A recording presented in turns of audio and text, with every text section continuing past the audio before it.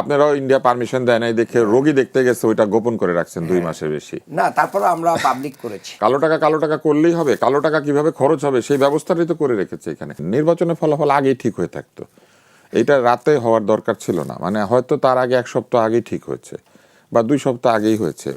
ভোটের একটা প্রসেস হইতো, এটাকেই মানুষ সুন্দর করে বলেছে যে দিনের ভোট রাতে হয়।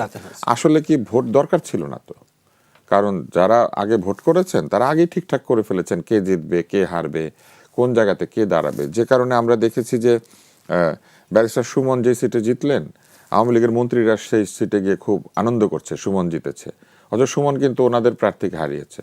তার মানে ঠিক করা ছিল সুমন জিতবে, আগে থেকে প্ল্যান, আগে থেকে ঠিক করা ছিল।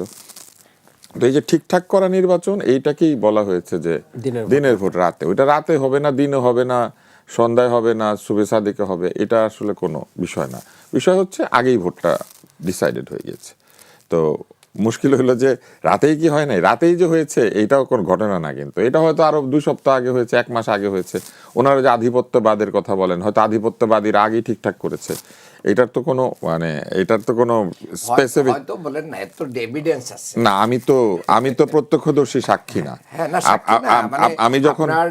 আমি যখন টকশোতে কথা বলবো, ভাই, আমি যখন নেতারা যখন ইন্ডিয়া থেকে এসে বলে ভাই তাদের পারমিশন ছাড়া আমরা একটা কথা বলতে না পারবো ভাই, আসেন আমি বলি, আপনারাও ইন্ডিয়া পারমিশন দেয় নাই দেখে রোগী দেখতে গেছে, ওইটা গোপন করে রাখছেন 2 মাসের বেশি। না, তারপর আমরা পাবলিক করেছি। হ্যাঁ করেছেন 2 মাস পরে, তো পারমিশন দেন। হ্যাঁ করেছেন, কিন্তু পারমিশন নিয়ে হয়তো করেছেন কিনা আমরা তো জানি না। এটা তো হয়তো, এই জন্যই হয়তো বলতে হয়, কারণ আমি যেটা প্রত্যক্ষদর্শী সাক্ষী না, তার আগে অলওয়েজ হয়তো হবে। আমার চোখের সামনে ঘটলে আমি দেখেছি, আর যেটা আমার চোখের সামনে ঘটে নাই আমি অনুমান করতে পারি যে হয়তো এটা 2 মাস আগে হয়েছে না 4 মাস আগে হয়েছে, এটা তো আমরা জানি না। কিন্তু আমরা দেখেছি যে সাধারণ রোগী দেখতে গেলেও পারমিশন হয় নাই, বা একটা অনুমতির ব্যাপার স্যাপার ছিল। সবাই করে অল্প আর বেশি। আগের অবস্থা ভালো কিনা এটা আসলে প্রশ্ন না, বর্তমান অবস্থা ভালো কিনা এটা হচ্ছে প্রশ্ন। এই প্রশ্নের উত্তরটা দিতে হবে। অতীতে কি হয়েছে এটা নিয়ে তো কোনো আসলে কিছু আসে যায় না। আপনি গতকাল খান নাই, আজকেও খাবেন না, আগামীকালও খাবেন না, অনাহারি থাকবেন? ব্যাপারটা তো তা নয়। ফলে আগে যাই হয়েছে, ভালো না মন্দ, এটা বিবেচনার কিছু নাই। আজকে কি হচ্ছে এটা হচ্ছে বিবেচনার বিষয়, কারণ আগামীকালের জন্য আপনারা এসেছেন ভোট চাইতে। যে ভোটারদের কাছে যারা আসছেন প্রার্থীরা, তারা আগামীকালের জন্য আসছেন। ভবিষ্যৎ হোক নিরাপদ, বিনিয়োগ হোক বিশ্বস্ত, আর আমার পছন্দ সল্ট বে। ওয়েলকাম টু সল্ট বে। অতীতকালের জন্য তো আসছেন না, অতীত বদলানোর ক্ষমতা তো তাদের নাই। এখন আপনি যদি জিজ্ঞেস করেন আমাকে, আমি কয়েকটা জিনিস বলি। নির্বাচন কমিশন এবং এই নির্বাচনী ব্যবস্থা স্বতন্ত্র প্রার্থীদেরকে নিরুৎসাহিত করে, অথচ একজন ব্যক্তি যদি কোনো দলের প্রতি সমর্থন না করেন অথবা দলের আদর্শের সাথে অমিল থাকে, তার ব্যক্তিগতভাবে ভোটারদের কাছে যাওয়া তো তার অধিকার। কিন্তু সেটাকে তারা কিভাবে ক্ষতিগ্রস্ত করেছেন, তারা 1% ভোটারের সিগনেচার নিয়ে আগেই হাজির হইতে হবে, এরকম একটা অদ্ভুত আইনের মধ্যে দিয়ে আমাদের এই নির্বাচন ব্যবস্থাটা চলে, যেটা নিয়ে আমি এর আগেও টকশোতে কথা বলেছি। এরপরে তারা কি করেন, দৈব চয়নের ভিত্তিতে 10-20 জন লোককে ফোন করেন। মনে করেন একটা আসনে 5 লক্ষ ভোটার আছে, 1% মানে 5,000 ভোটার। ওই 5,000 ভোটারের স্বাক্ষর ওইসব নথিপত্র নিয়ে কেউ আসলো, ওইখান থেকে ওনারা 20 জনকে বেছে নিল। আরে আপনি আমার ভোটারদের থেকে 1% আনার জন্য আমাকে বাধ্য করেন, আপনি কেন 1%কে ফোন করেন না? আপনি আমার এই 5,000-এর 1%কে ফোন করবেন, এবং এখানে তো মার্জিন অফ এরর থাকতে হবে।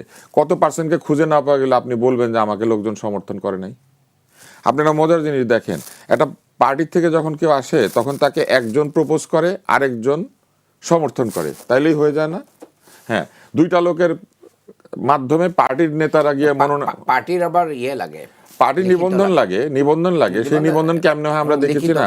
কেউ অনশন করে পায়, কেউ সুগন্ধাতে যাতায়াত করলে পায়, তাই না? আমরা কিভাবে নিবন্ধন হয়েছে আমরা দেখতে পাই না? নিবন্ধন না ভাই, পার্টির নিবন্ধন লাগে। নিবন্ধিত রাজনৈতিক দল হলে পার্টি তার মনোনয়ন পত্রকে অনুমতি দিয়ে পাঠায়, কিন্তু ওইখানে প্রস্তাবক এবং সমর্থক 2-3 জন লোক থাকে।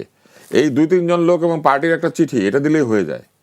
আর একজন স্বতন্ত্র প্রার্থী 5,000 লোকের সাইন এনেছে, ওইখানে অন্তত 4,000 ঠিক আছে, তাও সে পারবে না। কেন জানেন? ওই যে 20 জনকে ফোন করেছে, ওই 20 জনের মধ্যে 4 জন হয় নাই বা 2 জন হয় নাই, তাকে বাদ দিয়ে দেয়, তাকে বাদ দিয়ে দিল। তাসনিম জারাকে কি করেছে? যে সে একই ঘটনা এবার ঘটেছে। শুনেন, আপনি আমাকে বাধ্য করছেন ভোটারদের 1% আনতে হবে, আর আমি যাদেরকে এনে দিলাম তাদের 1%-এর কাছে আপনি যাবেন না কেন? আমি 5,000 এনে দিলে আপনি সেখানে 500 লোক বা 50 জনকে ফোন করেন, তাই না? জি। তা কেন আপনি 10 জনকে ফোন করবেন? আর দৈব চয়ন কি জিনিস?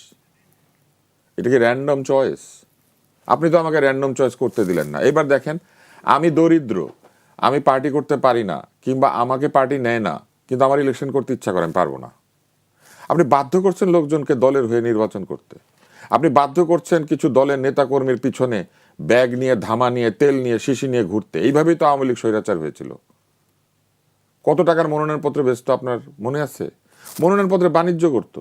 একে তো প্রথমে মনোনয়নপত্র বেচতে হচ্ছে হাজার হাজার টাকা দিয়ে, তারপর আবার মনোনয়ন পাওয়ার জন্য বিভিন্ন রকমের টাকার লেনদেন হতো।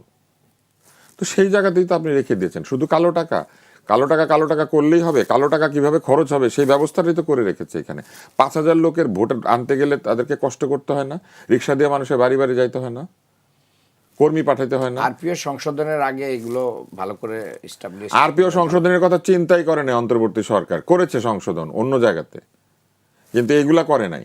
কারণ সাধারণ লোককে তারা নির্বাচনের মধ্যে ঢুকতে দিবে না, দলে দলে মিলে নির্বাচন আমরা করবে। শেষ আসেন দিকে এবার আসেন কালো টাকা। টাকা কেমনে কালো হয়? যে টাকার উৎস নাই, উৎস কেউ ডিক্লেয়ার করতে পারে না, সেইভাবে কালো হয়।